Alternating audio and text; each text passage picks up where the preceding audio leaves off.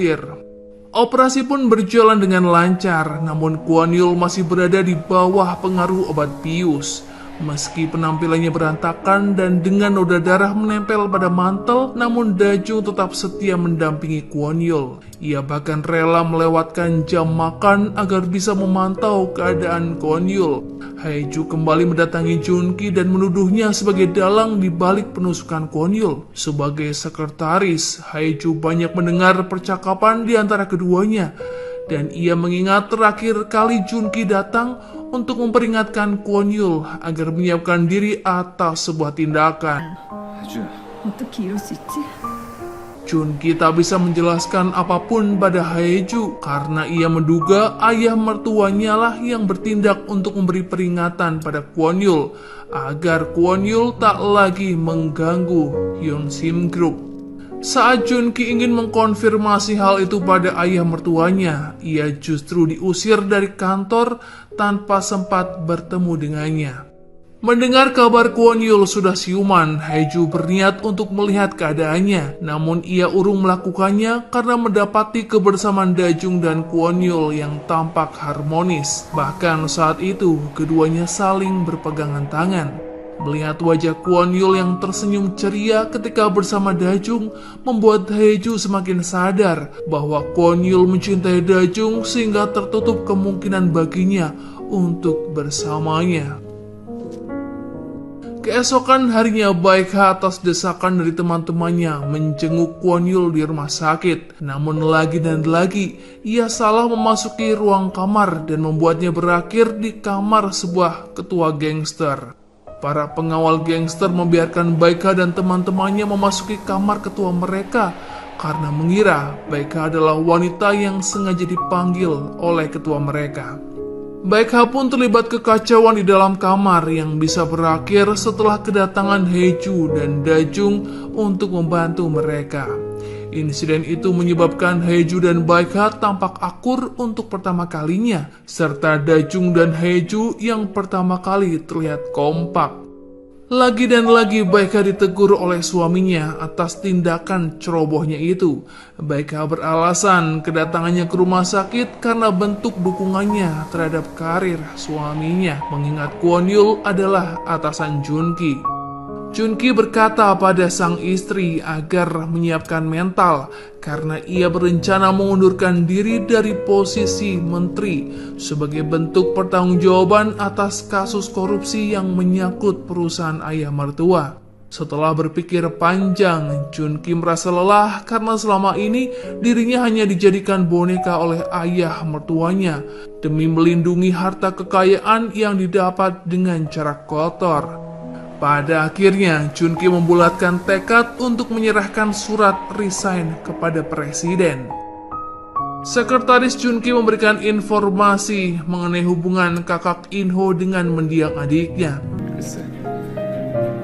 Ia pun menghubungi Inho agar menyiapkan semua bukti yang dimilikinya untuk menjebloskan Kuan Yul ke penjara atas tuduhan percobaan pembunuhan. Mulanya Inho ragu melakukannya karena ia tak ingin kehilangan senyum manis Dajung tiap kali mereka bertemu. Terlebih jika Dajung mengetahui bahwa orang yang ingin diserangnya adalah Kuan Yul, pria yang sangat dikagumi olehnya. Inho tak ingin kehilangan Dajung, namun ia juga tak mau melepaskan Kuan Yul begitu saja setelah apa yang menimpa pada kakaknya. Seketika keraguannya menipis ketika ia mendapatkan kabar dari rumah sakit mengenai keadaan kakaknya yang harus dirawat di ruangan ICU.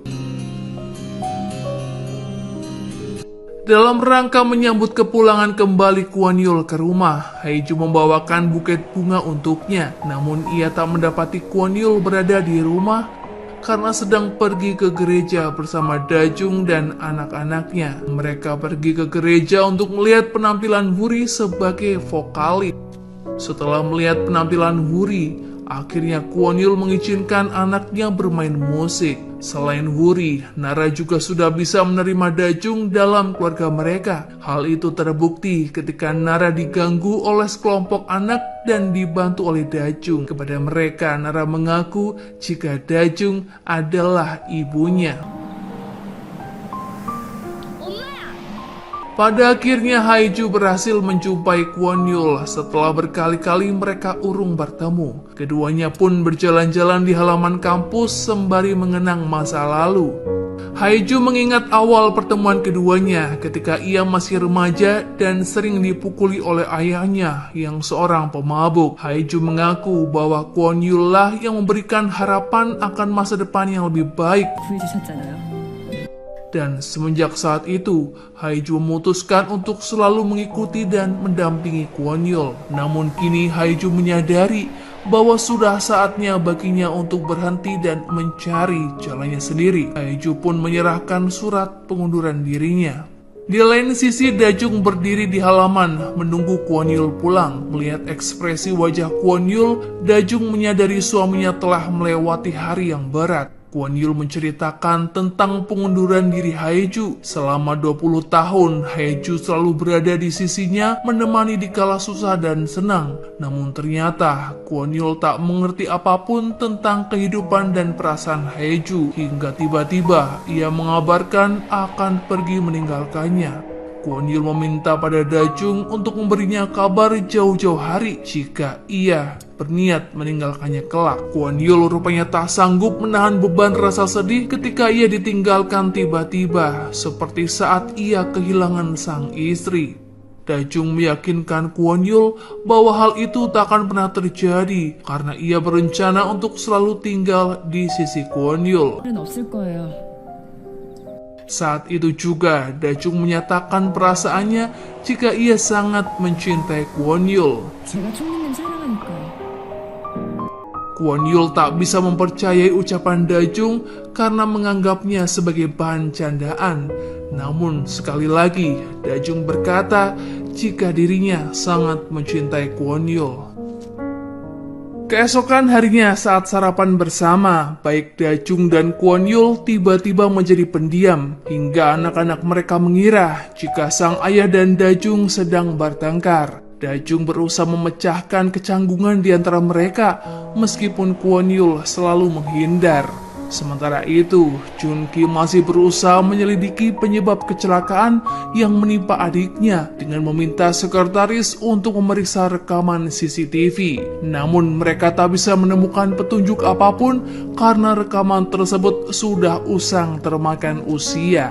Di lain sisi, Inho mengajukan laporan orang hilang kepada petugas setelah ia melihat sosok wanita yang mirip dengan mendiang istri Kwon Yul berada di tengah lingkungan rumah sakit.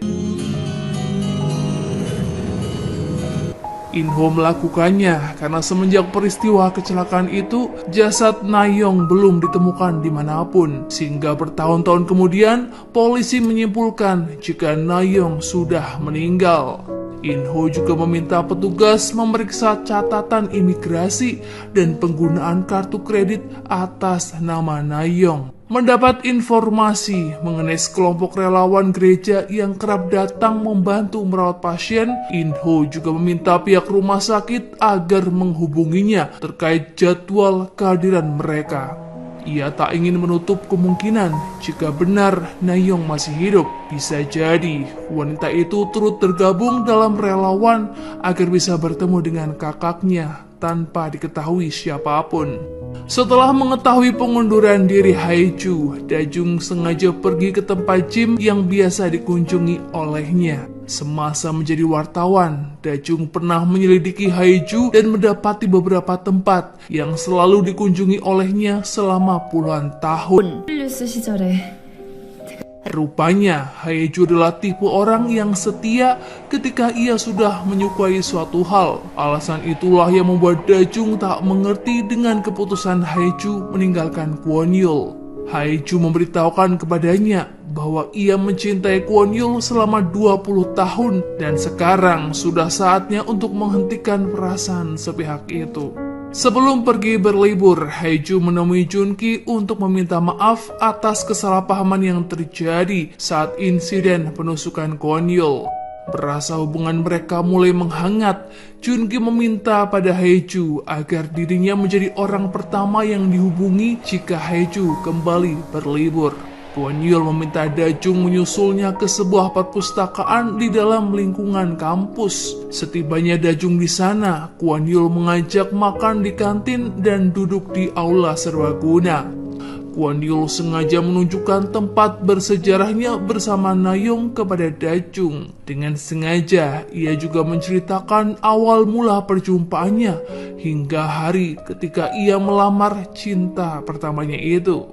Saat itu Kwon Yul merasa benar-benar bahagia bisa hidup bersama wanita pujaannya. Namun segalanya berubah ketika ia mengetahui istrinya memiliki pria idaman lain, bahkan berencana kabur bersamanya ke Amerika. Nayeong beralasan ia selalu merasa kesepian karena Kwon Yul selalu sibuk dengan pekerjaannya. Kwon Yul bisa memaafkan semua perbuatan Nayeong, namun ia tak bisa memaafkan Nayeong yang pergi meninggalkannya selamanya. Setelah merasa cukup mendengarkan sejarah cintanya, Dajung bertanya apa maksud Kwon Yul yang sebenarnya.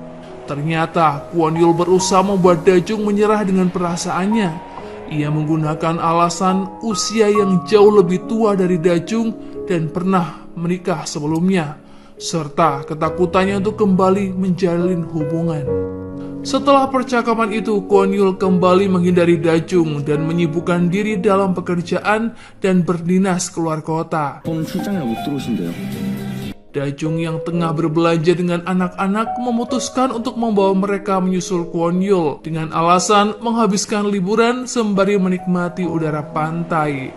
Dajung meyakinkan pada Kwon Yul bahwa kehadiran mereka tak akan mengganggu pekerjaannya sehingga Kwon Yul bisa tetap merasa nyaman.